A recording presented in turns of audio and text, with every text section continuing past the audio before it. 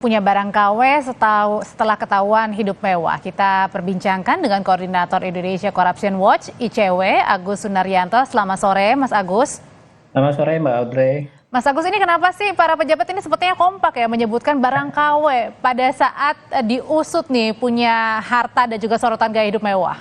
Ya biasalah kalau sudah terdesak ya, sudah diketahui publik bahkan oleh penegak hukum, biasanya rame-rame itu akan berkelit bahwa ini bukan barang saya, bahwa barang saya ini KW, tiruan dan lain-lain. Tapi rasanya nanti kalau sudah diproses penegak hukum, menurut saya memang pembuktiannya nanti di pengadilan ya. Seperti kasus Pak Rafael ini kan sudah dijerat oleh KPK dengan pasal 12B ya, Undang-Undang Tipikor, itu terkait dengan gratifikasi. Nah, ini momentum yang pas menurut saya bagi Pak Rafael karena di Undang-Undang Tipikor itu dengan pendekatan gratifikasi ini nanti yang bersangkutan harus membuktikan bahwa apa yang dimiliki, apa yang sudah disita, apa yang ada di laporan LHKPN ataupun yang tidak dilaporkan dalam LHKPN itu harus dibuktikan bahwa itu memang diperoleh dengan cara-cara yang legal gitu, bukan dari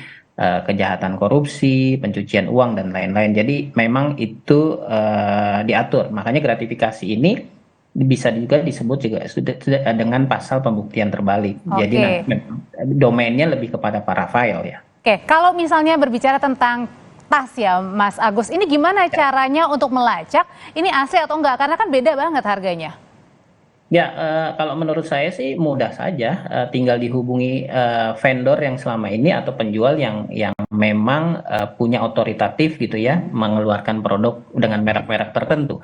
Kan nanti bisa disampaikan, bisa koordinasi, menurut saya itu hal yang tidak mudah ya, dan rasanya beberapa penjual seperti itu kan bisa juga diakses di luar negeri dan itu bisa dikomunikasikan oleh penegak hukum apakah barang-barang tertentu ini bisa apakah benar atau tidak.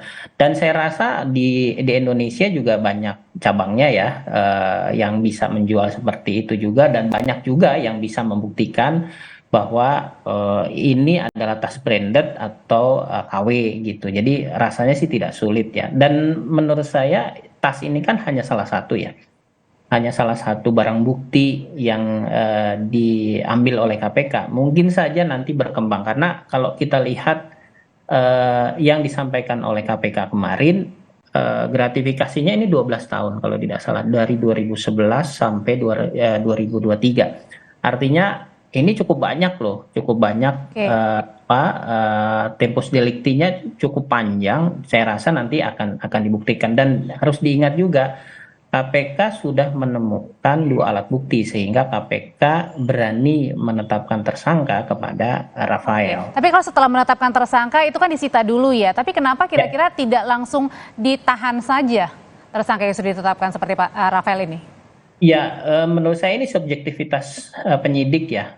Kalau dianggap yang bersangkutan ini tidak ada potensi untuk melarikan diri dan lain-lain ya, itu tidak perlu ditangkap. Tapi menurut saya penyidik tetap harus mengeluarkan misalnya cegah, walaupun yang bersangkutan misalnya menyatakan bahwa saya tidak akan ke luar negeri dan lain-lain, menurut saya tetap harus ada upaya pencegahan atau mitigasi supaya hal-hal menghilangkan barang bukti atau bahkan melarikan ke luar negeri. Tapi ada potensi juga kan untuk menghilangkan barang bukti untuk ketika Rafael tidak ditahan? Iya, menurut saya selalu ada potensi itu karena lagi-lagi kan misalnya dia tidak melaporkan harta yang dia simpan di safe deposit box saja, itu kan salah satu bukti bahwa dia tidak patuh terhadap LHKPN gitu. Artinya ini sebenarnya ada upaya-upaya untuk menghilangkan, mengaburkan harta yang dimiliki gitu ya. Jadi menurut saya memang nanti harus dilapis nih